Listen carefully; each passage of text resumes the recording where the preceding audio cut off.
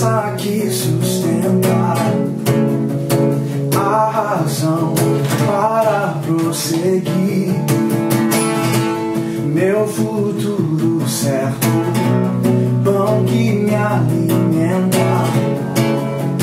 Quando eu penso em desistir, és Criador, amigo, fiel a mim. És meu pastor, abrigo, amor sem fim. Vou ao teu encontro para ouvir o teu amor de Pai, amor por mim. Nada mais importa quando sinto teu amor de Pai, amor por mim.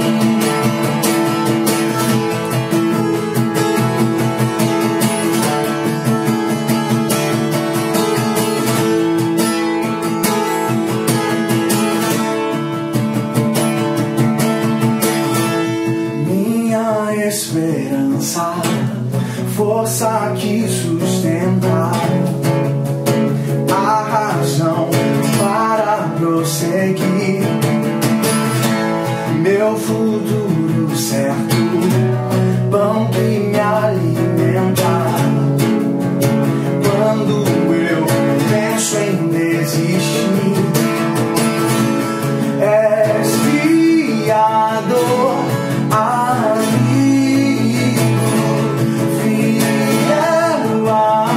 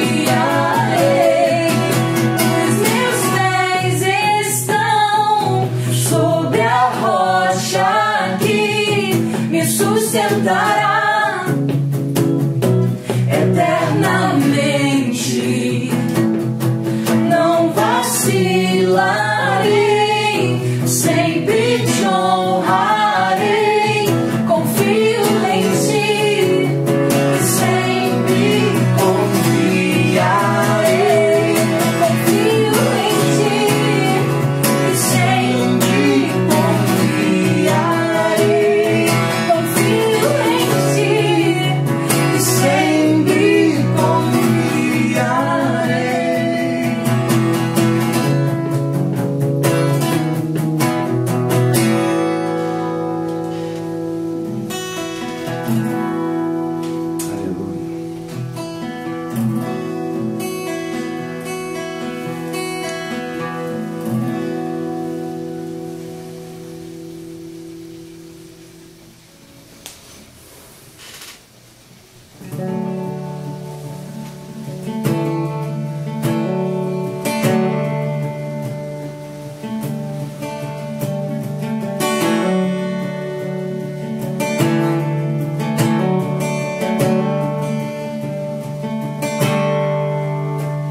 Espírito Santo, meu Rei, ouvir-te me faz despertar.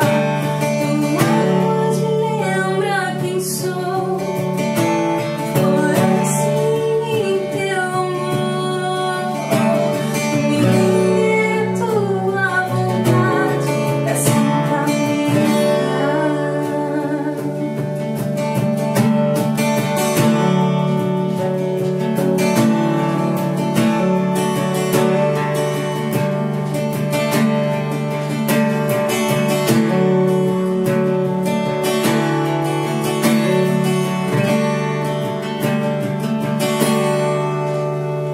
Espírito Santo, meu Rei, ouvir-te me faz despertar.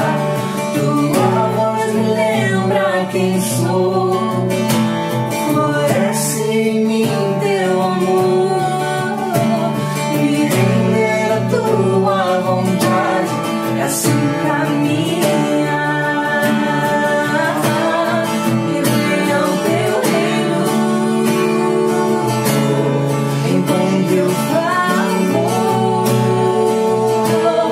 com a tua paz e justiça, te ouvir é receber amor. E venha o teu reino, com teu favor, com a tua paz e justiça, te ouvir é receber amor. Imperfeito sou, mas desejo te ouvir, buscar santidade ao Senhor.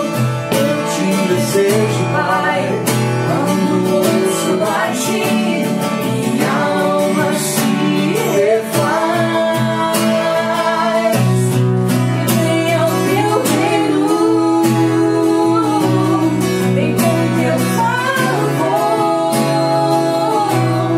com a tua paz e justiça, te ouvir é receber amor. Que venha o teu reino, vem com teu favor, com a tua paz e justiça, te ouvir é receber amor. Que venha o teu reino,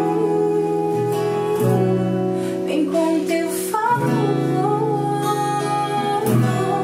com a tua paz e justiça, te ouvir é receber amor.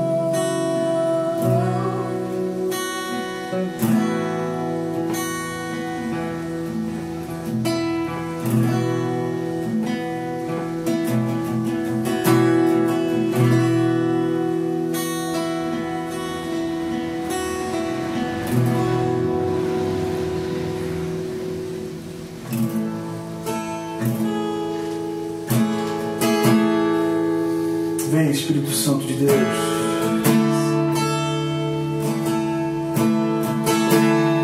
Oh, Deus.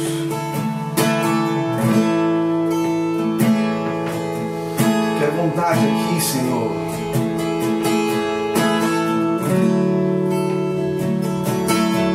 Estabelece, Deus, o teu reino em nossas vidas, Pai.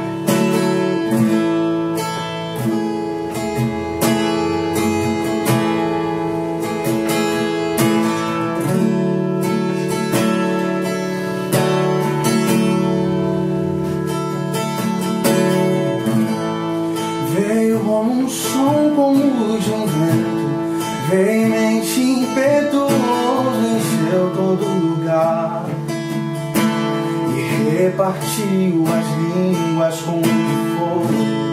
Veio para trazer transformação, interceder, mostrar a direção ao trono do Pai. E quem é abriu meus olhos quando nem percebi que eles se fecharam e me fez andar novamente quando minhas pernas paralisaram, e nunca me deixará e não me abandonará.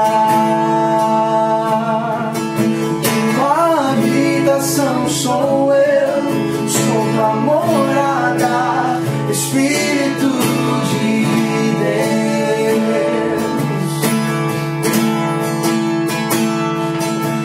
Tua habitação sou eu, sou tua morada, Espírito de Deus.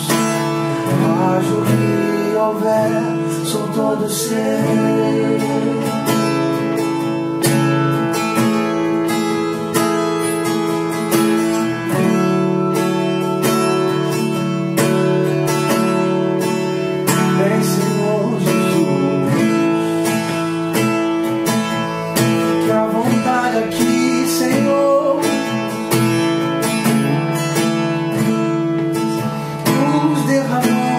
Presença, Deus,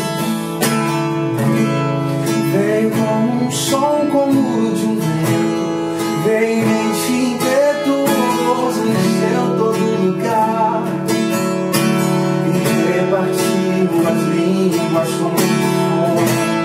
Veio para trazer consolação, interceder, mostrar a direção ao trono do Pai.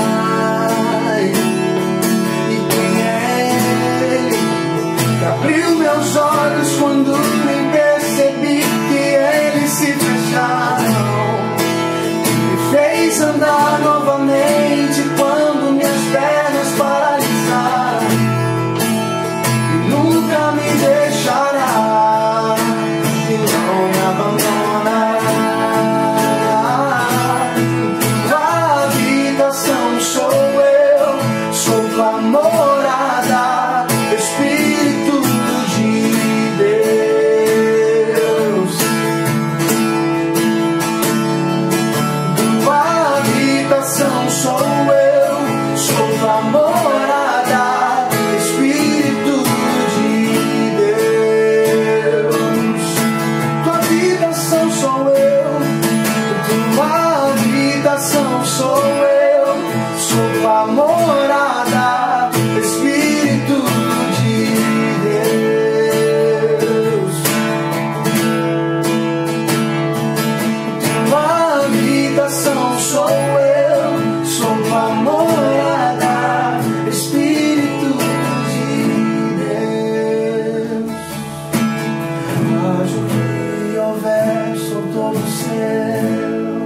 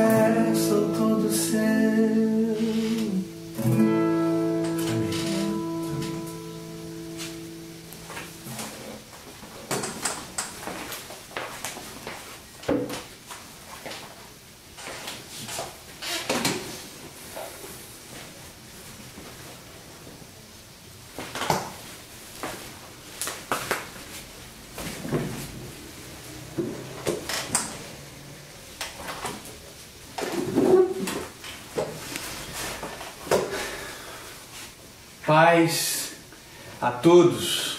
Que bom que você está aqui conosco. Que bom que você se juntou a nós nessa noite para adorar. Tempo bom, né, de adoração.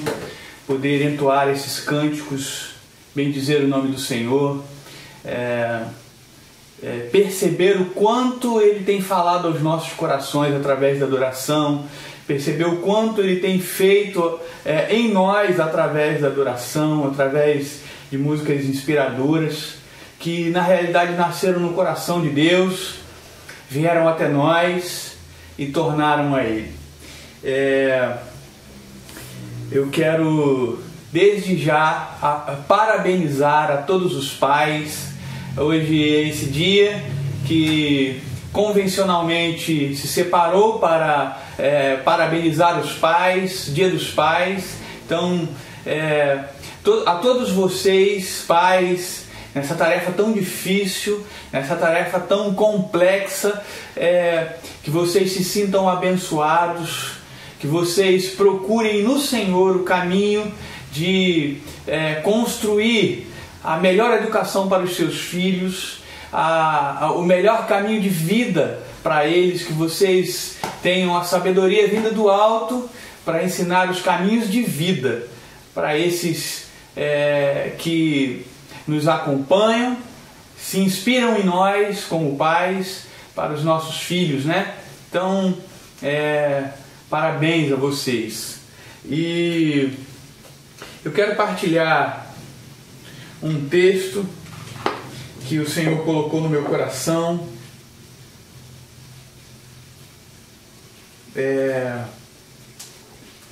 E eu confesso que sempre que eu faço leituras nessas, vocês vão entender melhor, né, quando a gente lê, nesses trechos do Novo Testamento, dos Evangelhos especificamente, eu fico muito emocionado com cada detalhe, com tudo aquilo que pode ser percebido nos escritos, nas histórias, nos sentimentos, aquelas questões que estão ali meio que escondidas atrás dos textos, mas poder mergulhar nessas histórias, compreender a grandeza de tudo que estava acontecendo, compreender a gravidade de tudo que está sendo descrito. Eu confesso que para mim sempre muito emocionante. Eu preciso me conter e conter as lágrimas, conter o sentimento, para poder desfrutar daquilo que o Senhor tem nos trazido através de sua palavra. Lucas capítulo 23. Eu vou pedir para você ficar com sua Bíblia em mãos, porque vamos olhar outros textos, não muitos, mas vamos olhar, mas olhar um pouquinho para esse texto que descreve a crucificação. Vamos ler apenas um verso. Com tempo, durante essa semana, depois de ouvir essa palavra, esteja meditando em todos os desdobramentos desse texto, dessa história, de tudo aquilo que o Senhor colocou no meu coração para partilhar contigo. Então, Lucas, capítulo 23, verso de número 34.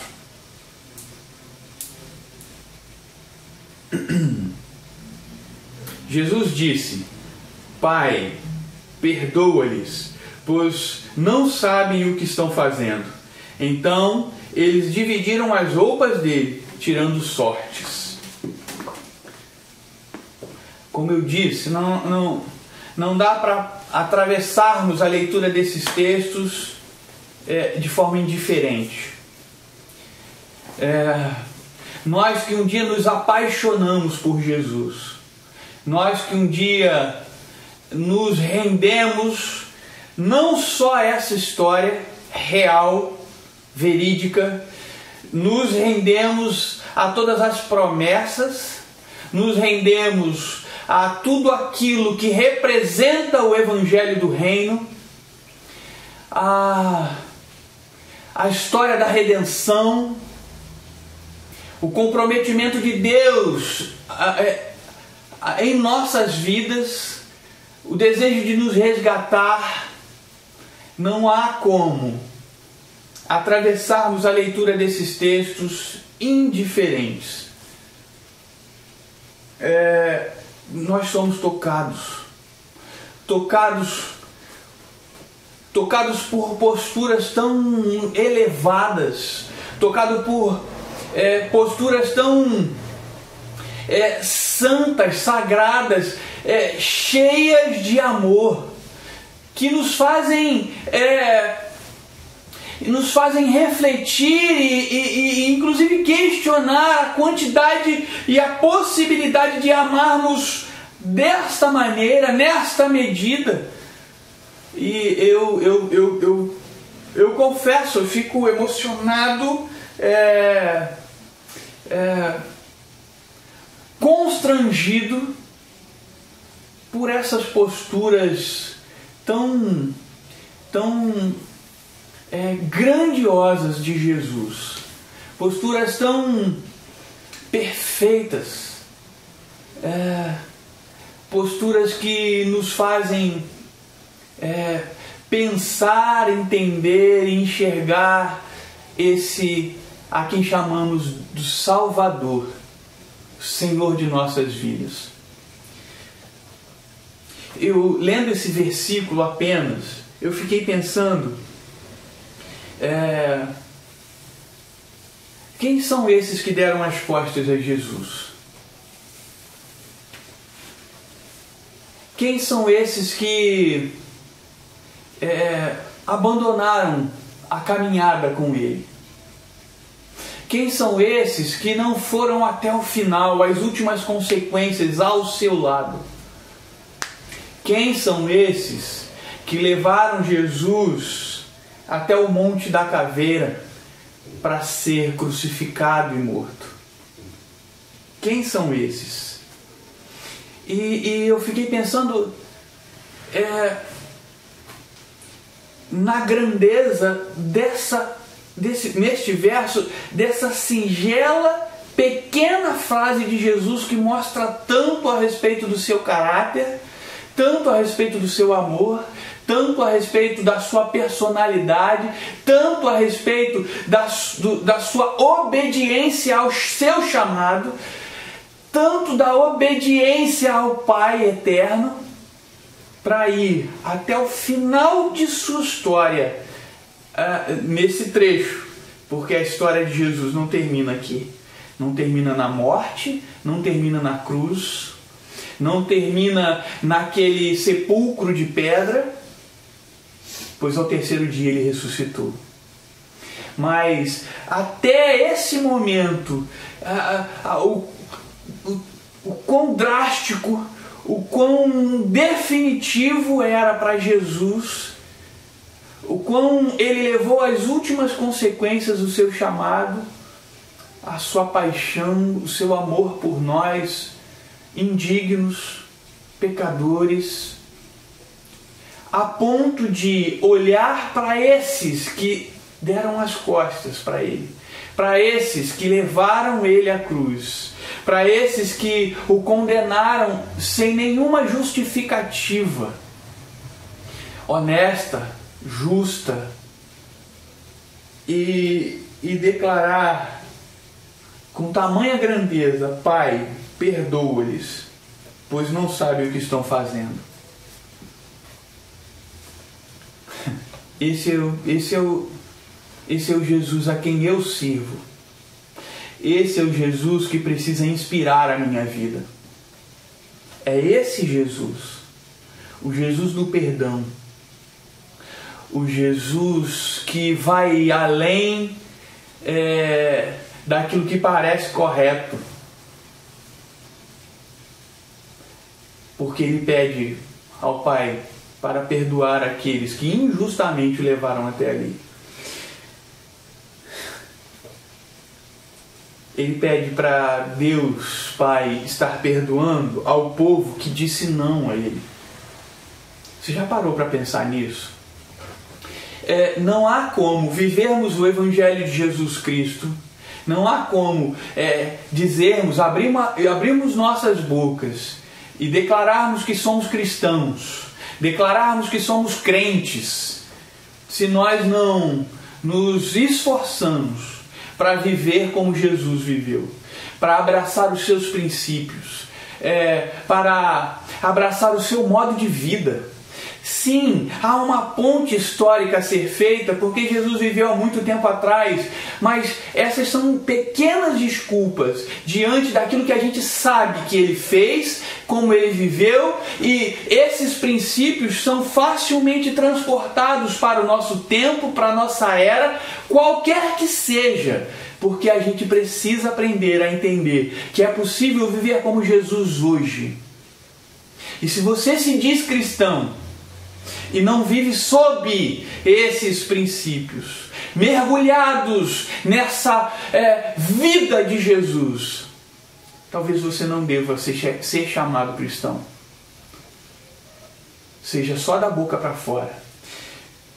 Esse povo que disse não a Jesus, esse povo que deu as costas para Jesus, aos judeus religiosos que manipularam os caminhos da justiça para que ele fosse condenado, morto, da pior forma possível, numa morte cruel. Ele foi torturado durante uma noite inteira e levado na Via Crucis, um caminho de dor, um caminho de sofrimento, até o madeiro. Cravos encravados em seus pulsos, em seus pés, seu lado dilacerado pela ponta de uma lança, uma cruz de espinhos que furou a sua cabeça, chicotadas em seus lombos. Esses judeus religiosos, é para eles a quem Jesus olha para os céus e diz: Pai, perdoa-os, porque eles não sabem o que estão fazendo. As autoridades que foram vis, que foram desonestas e levaram Jesus à cruz. Aquele que lavou as mãos e disse: eu não vejo falta, mas se é o que vocês querem, eu lavo as minhas mãos. Essas autoridades, os romanos, os soldados, os verdugos romanos, que lançaram sortes para dividir a sua túnica, as suas vestes, que o espancaram e diziam: quem é que te bate? Não és profeta? Socando sua face, chicoteando. A esses romanos, Jesus olha aos céus e diz: Pai, perdoa-os, eles não sabem o que estão fazendo. Acho que talvez essa última anotação a respeito desses que deram as costas a Jesus tem uma relação muito direta conosco. Aquele povo covarde que andava atrás dos milagres, mas que nunca tinha se comprometido de verdade com Jesus. Que nunca o tinha enxergado como o alvo do seu amor. Eu não sei qual é a relação que você tem com Jesus. Eu não sei como que você pensa na sua cabeça, como que você trata dessa relação construída com Jesus. A gente às vezes faz uma separação muito grande com nós e o Deus, a divindade. Mas Jesus, ele veio para reconstruir toda essa relação, para desfazer essa distância. O Jesus Deus, o Filho de Deus, a segunda pessoa da Trindade, ele desceu dos céus para que nossas vidas pudessem se entrelaçar genuína, verdadeira e definitivamente. Para que o alvo do meu amor, não apenas por aquela divindade distante de respeito, de medo, mas para aquela divindade que caminhou os caminhos que eu caminhei, que pisou o chão que eu piso, que suou, que sangrou, que sorriu, que festejou, que se alegrou com a taça de vinho na mão. Eu quero que você entenda, a relação que você precisa construir com Jesus é uma relação de intimidade, de amor. Amor que nos faz fazer sacrifícios. Amor que nos faz abrir mão. Você está entendendo que Jesus veio para que a gente tivesse um entendimento renovado a respeito da relação, da nossa relação com a religião, com a divindade. Eu sou apaixonado por parar e pensar na igreja como esse lugar que reúne homens diferentes, de lugares, de culturas diferentes, de etnias diferentes, e isso pouco importa, porque o que importa para Deus é essas diferenças se alinhando e se apaixonando por Jesus. O sacrifício que você faz para o seu filho é inspiração, é um parâmetro para que você entenda qual é a sua relação com Jesus. É por quem você deve fazer sacrifícios de amor. É por quem você deve fazer juras genuínas e verdadeiras de amor. Há figuras na Bíblia como a paternidade, como o casamento, uma figura tão profunda, tão bela e que foi tão mal utilizada nas 2 últimas décadas, mas olharmos para a igreja como a noiva de Cristo, que se rende, que se abre, que se permite ser cuidada, tratada pelo noivo que é Jesus.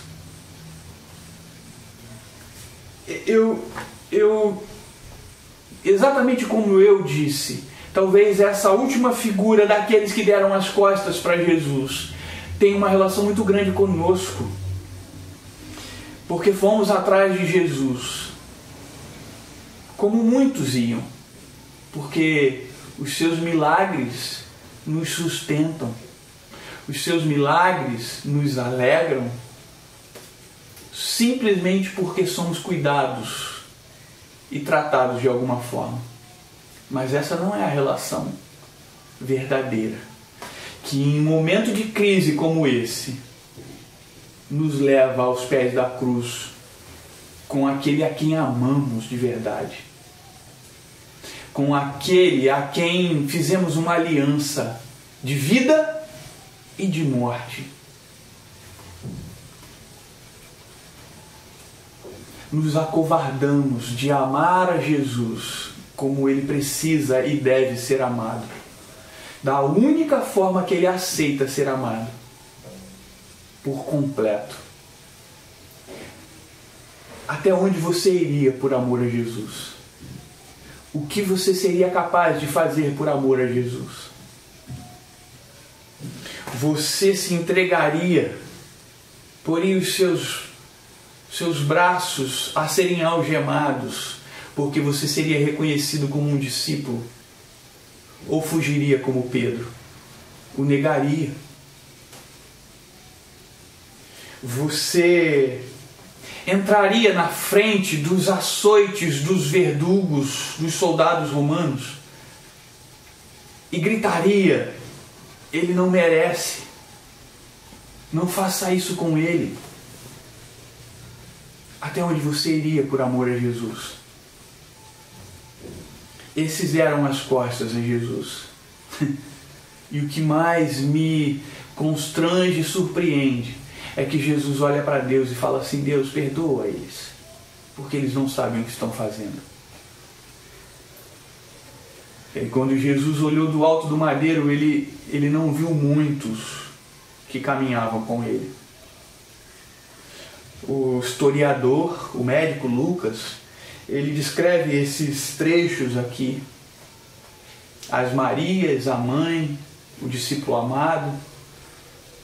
Mas Jesus não viu aquelas multidões que antes o seguiam adorando, o bendizendo, mas aquela multidão que gritou: Barrabás, soltem Barrabás, crucifiquem.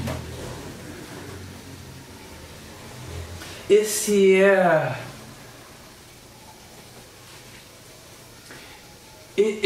é o olhar que nós precisamos aprender a ter como igreja de Jesus, como a noiva de Cristo. Esse é o olhar que nós precisamos aprender a construir diante desse a quem dizemos amar. Só que se você olhar um pouquinho para trás, nos evangelhos, Jesus ele começa a nos dar mostras, a nos fazer entender quem são aqueles que verdadeiramente são a igreja dele. Quem são aqueles que verdadeiramente fizeram uma aliança com ele. O chamado de Jesus, o chamado de Deus para nossas vidas. Entenda, irmão, se você acha e se você diz que é cristão, há um chamado de Deus para com a tua vida. Ele quer que você viva como tal. Você diz: eu sou cristão, eu sigo a Jesus, eu sou servo de Cristo, então viva como tal. Não podemos viver aquém desse chamado. Porque, como eu disse, nós estamos aqui no final do Evangelho de Jesus segundo Lucas, mas você pode olhar todos os Evangelhos e olhar um pouquinho antes de tudo o que aconteceu. Jesus nos dá mostras de quem é a igreja de verdade. Frases definitivas, drásticas, pontuais de Jesus, como quando ele disse: a minha mãe e os meus irmãos são aqueles que ouvem a palavra de Deus e a praticam. Palavras que ele disse para aqueles que queriam ou diziam que queriam segui-lo. Ele diz assim: deixem os mortos sepultarem os seus mortos. E por aí vai. São muitas falas que parecem ser pesadas, mas esse chamado de Jesus para com a minha e para com a sua vida é um chamado definitivo. Irmãos, ouve e abraça e acredita. É um chamado de vida, assim como um chamado de morte. Se você não estiver disposto a ir às últimas consequências, você talvez seja contado com aqueles que não estavam ali aos pés da cruz, aqueles que deram as costas a Jesus no momento que ele precisava de apoio. E a fala de Jesus é mais uma mostra de que vale a pena se render a esse amor e segui-lo, porque até para esses que não merecem, porque não merecemos, e isso inclui a todos nós, mas esses que não merecem estão distantes. Para esses que não merecem e são acusadores, são algozes, ele diz: perdoa-lhes.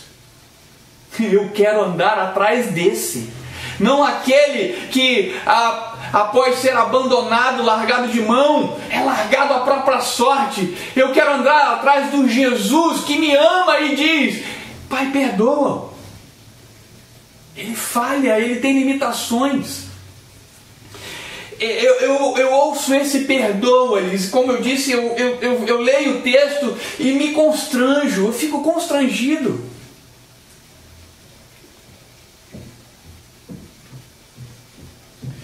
Constrangido com tantos e tantos momentos da minha vida que eu deveria ser contado como esses, que deu as costas a Jesus, que não foi as últimas consequências. Esse perdoa-lhes tem a ver comigo. tem a ver contigo, irmão. Seja honesto, seja sincero. Seja sincero. Tem a ver com você, tem a ver com a igreja. Perdoa-lhes.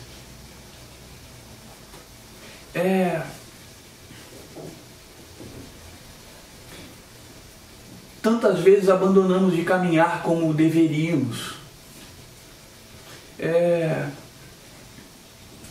Quando é conveniente, damos as costas. Quando é conveniente, fugimos. Quando é conveniente, calamos. Quando é conveniente, nos escondemos. Quando é perigoso, nós vamos para longe. Perdoa-lhes. Tem a ver comigo, tem a ver contigo. Onde estavam os discípulos? 10 aí, né? Já vamos tirar Judas dessa contagem. Judas traiu e fugiu.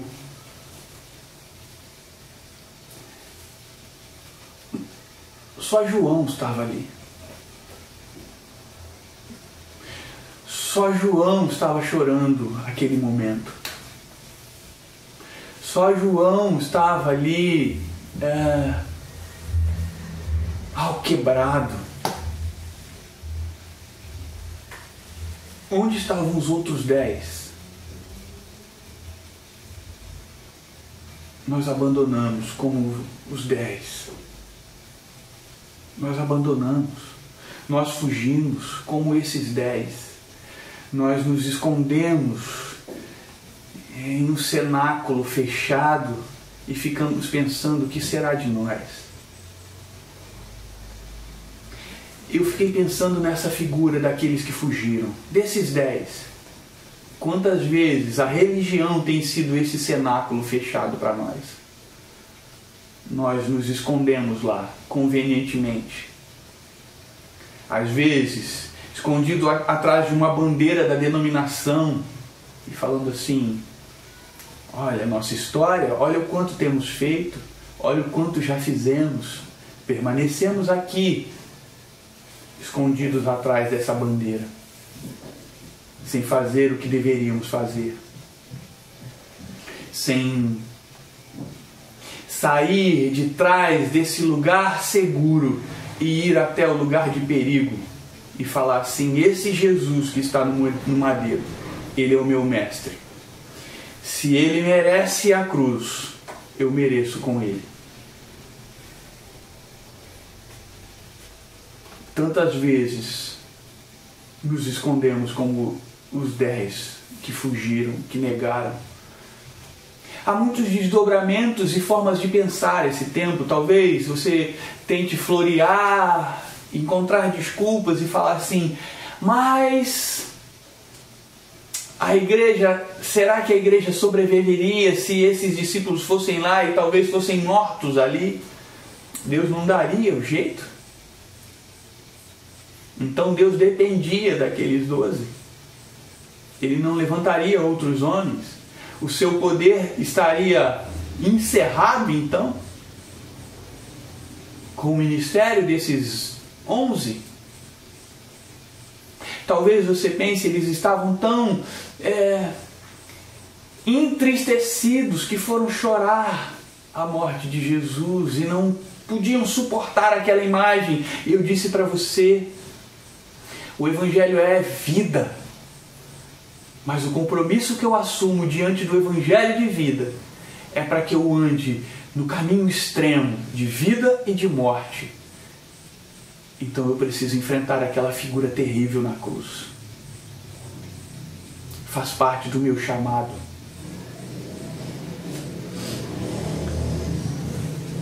Onde você está quando Jesus conta contigo? Porque eu sempre ensino aqui na Vinha de Magé que Deus não precisa de nenhum de nós. Deus não precisa de mim, não precisa de você. Aprenda isso. Deus não precisa de nós, mas Deus conta conosco.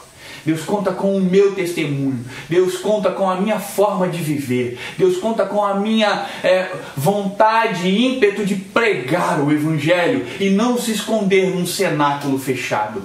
De falar aos quatro ventos e viver como tal, como cristão verdadeiro e genuíno. Aquele que abraçou o caminho de Jesus. Aquele que abraçou o caminho do Cristo vivo. Porque não há outra forma de viver como cristão, senão andando como Jesus. Ou eu ando como Jesus, ou eu não sou cristão. Onde você está quando Jesus conta contigo? Onde é que você está? Será que você é esse que foi ao pé da cruz como João, ou aquelas Marias, ou a mãe de Jesus e falou assim: nós somos sim pessoas que caminharam, somos filhos, somos discípulos, somos seguidores desse. E se vocês quiserem nos prender, nos levar ao castigo, que seja, mas não diremos não a esse Jesus que está crucificado. Você é desses? Ou você é daqueles que se esconderam numa sala fechada? Eu usei a expressão cenáculo, né? Mas é uma sala fechada. Se esconderam.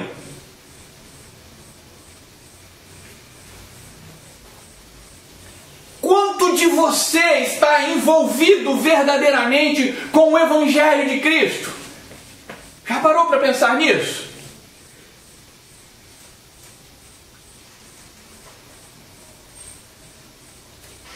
Quanto de você está envolvido com o Evangelho de Cristo? Porque nós somos especialistas em particionar as coisas em nossas vidas.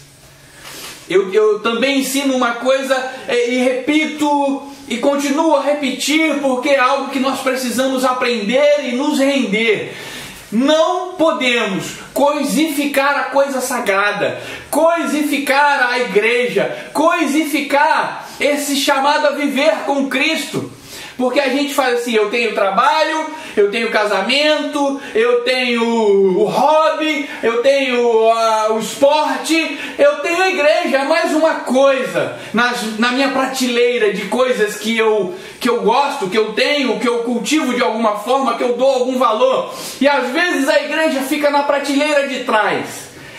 As coisas sagradas ficam lá atrás, porque eu coisifiquei. Não pode ser isso. A igreja tem que ser a minha vida. O Evangelho é a minha vida. É como eu decidi viver. E aí eu fico pensando: quanto de mim está realmente envolvido com a igreja? Porque eu faço tantas e tantas coisas, e quando sobra tempo, eu dedico à igreja. Eu faço tantas e tantas atividades, me sustento, trago conforto para minha família, para minha casa. E alço mão, quando me é conveniente, da religião, da coisa sagrada. Eu não posso viver assim. O quanto de você está verdadeiramente envolvido com Jesus Cristo? Hein? Pensa nisso. Você precisa ser 100% de Jesus o tempo inteiro em sua vida, em tudo que você faz. Em tudo. Absolutamente tudo. Jesus precisa prefigurar como o principal, o mais importante, o que define os seus caminhos, a sua fala e a sua forma de viver. Ou jamais, em momento algum, você vai entender que o seu coração precisa se render a essa forma de viver de Jesus. Em muitos momentos, olhar para o céu e falar assim: Deus, perdoa esses que não ouviram a minha palavra a respeito de Jesus Cristo. Perdoa esses que me mandaram embora desse trabalho porque eu fui sincero, honesto e vivi segundo aquilo que Jesus me mandou viver. Perdoa esses. No seu condomínio, você ser olhado com maus olhos, porque tem uma postura cristã, porque fala das coisas sagradas, e você olhar para o céu e falar assim: Deus, perdoa esses.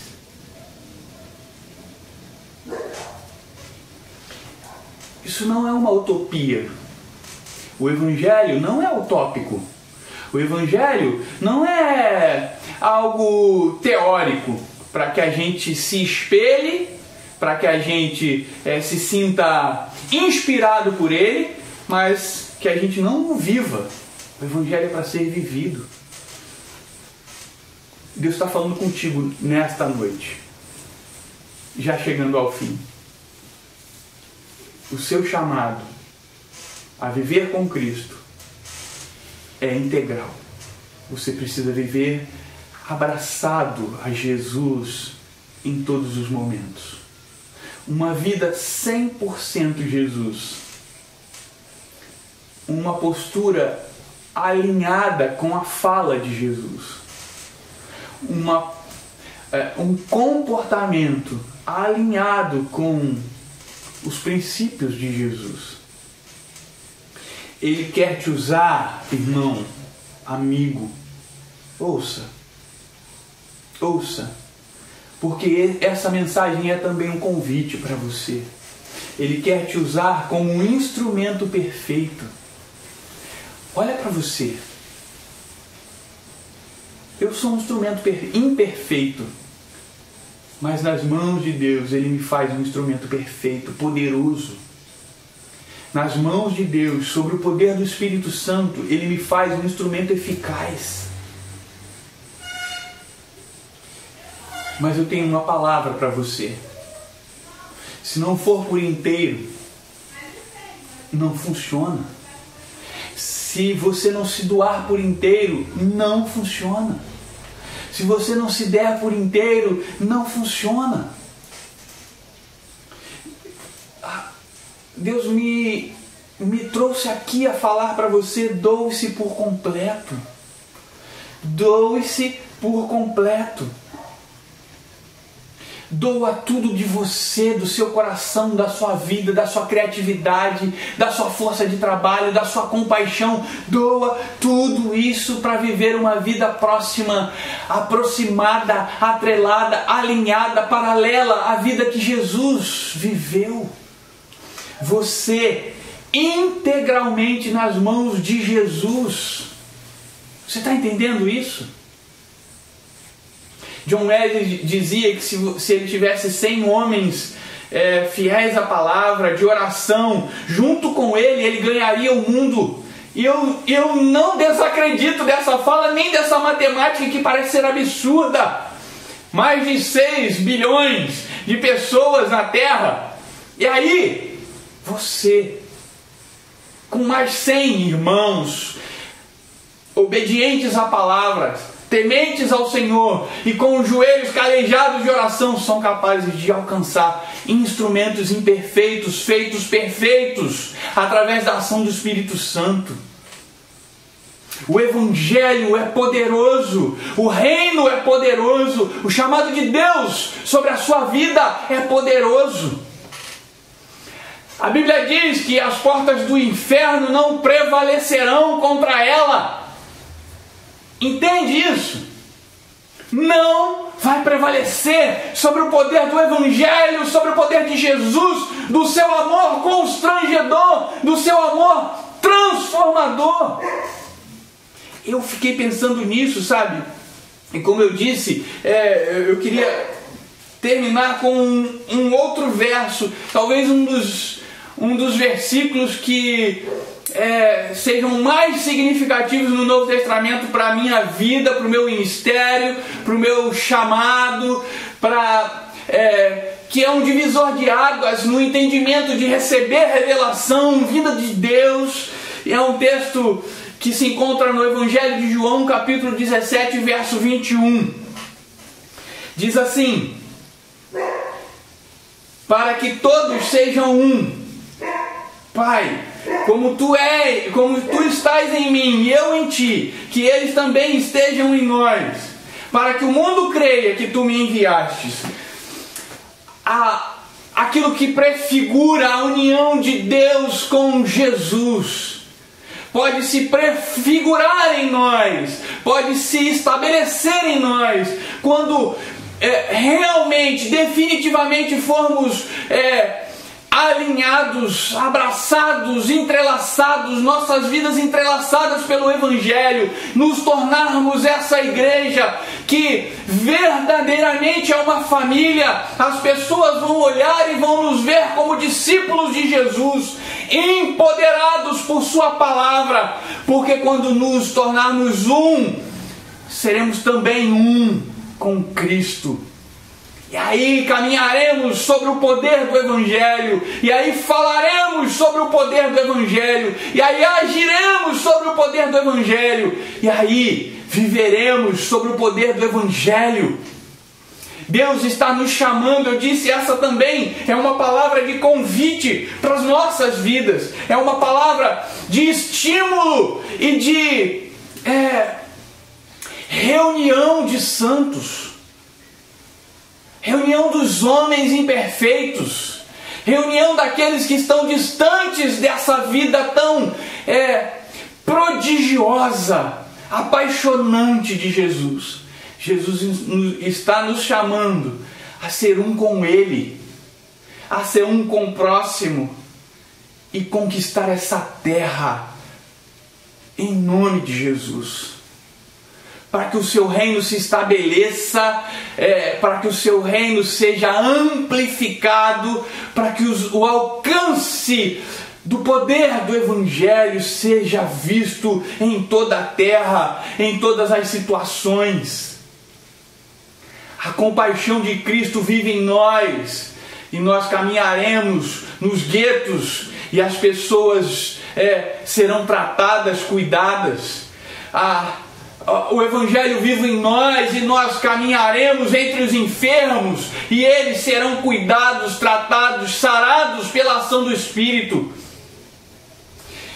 Pregaremos o Evangelho em nossas igrejas mudas e elas queimarão com o fogo do Espírito. E as pessoas serão renovadas. E elas ouvirão verdadeiramente a palavra vinda, não simplesmente da boca dos profetas, mas do próprio Deus, dos anjos. Viveremos a realidade daquilo que Pedro pregou lá em Atos capítulo 2, profetizando aquilo que foi profetizado por Joel. Viveremos a grandeza da manifestação do reino. Hoje, agora, porque abrimos o coração para viver como Jesus.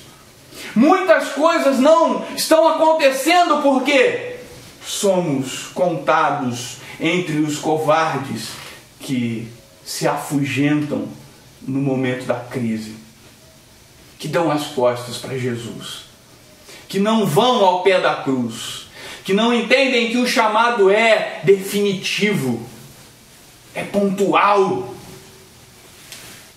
Mas quando nos rendemos, quando você se render, quando eu me render de verdade, nós vamos provar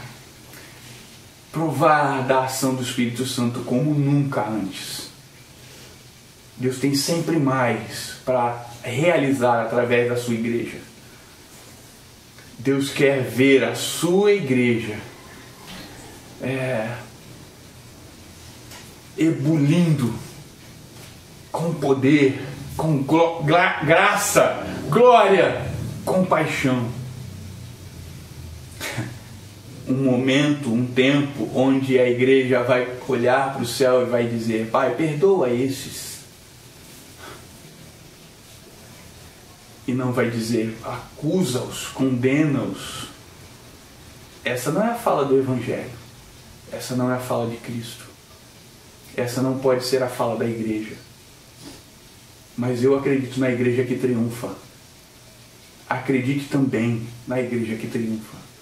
Acredite na igreja compassiva, Vocês perceberam na minha mensagem, na minha forma de pregar, você pode olhar os outros vídeos, você pode vir à nossa congregação. Eu sempre sou muito efusivo, muito pontual para mostrar para você o quanto o chamado é definitivo.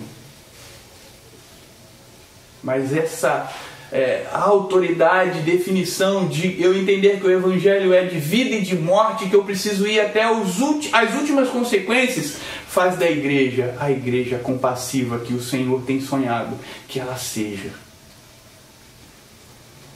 Uma igreja que anda em amor, não em ódio. Uma igreja que anda em glória, não em derrota. Uma igreja que anda vendo, ao olhar para trás, tudo aquilo que o Espírito manifestou em nosso meio. Amém?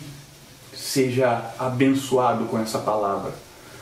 Seja cheio com o Espírito Santo através dessa palavra. Que o Espírito fale ao seu coração ainda mais. Que ele te incomode durante toda essa noite a entender a grandeza do reino. Que ele manifeste a sua presença na sua vida.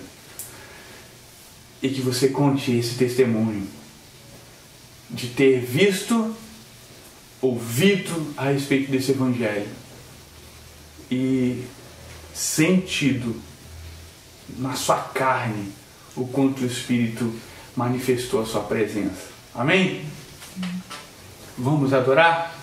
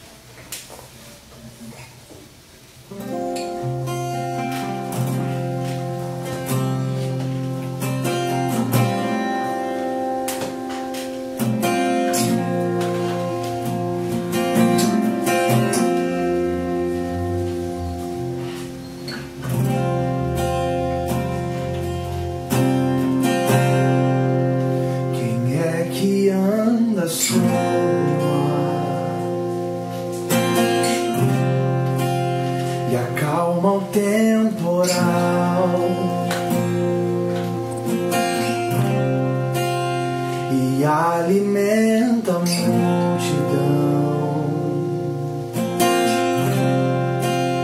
e cura todo mal. Tu que és eterno Criador, tu glorioso Santo e Rei de amor. Quem é maior que os medos meus, em tudo satisfaz,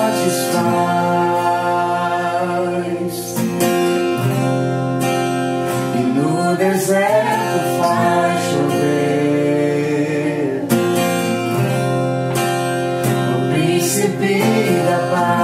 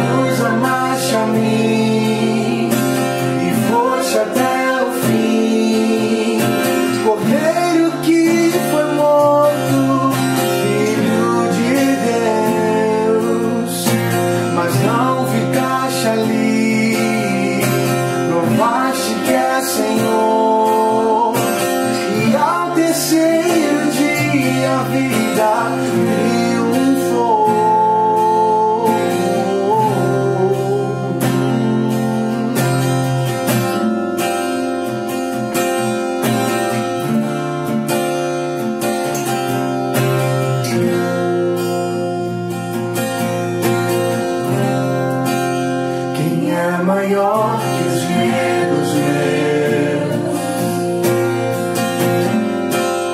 em tudo satisfaz,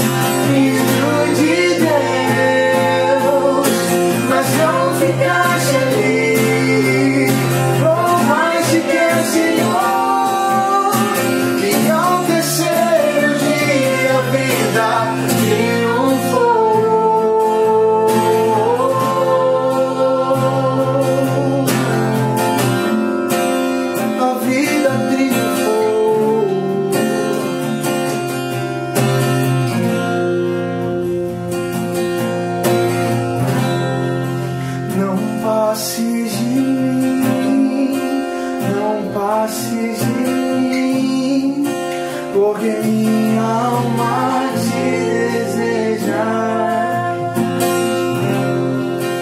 Não passes de mim, não passes de mim, porque minha alma te deseja. Não passes de mim, não passes de mim, porque minha alma te deseja. Não passes de mim, não passes de mim, porque minha alma te deseja.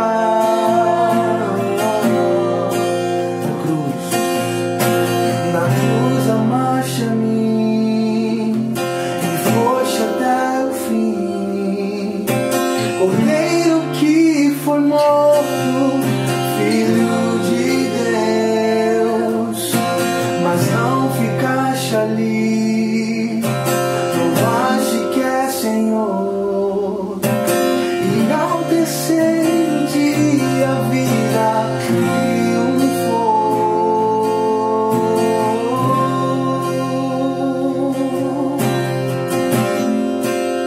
A vida triunfou.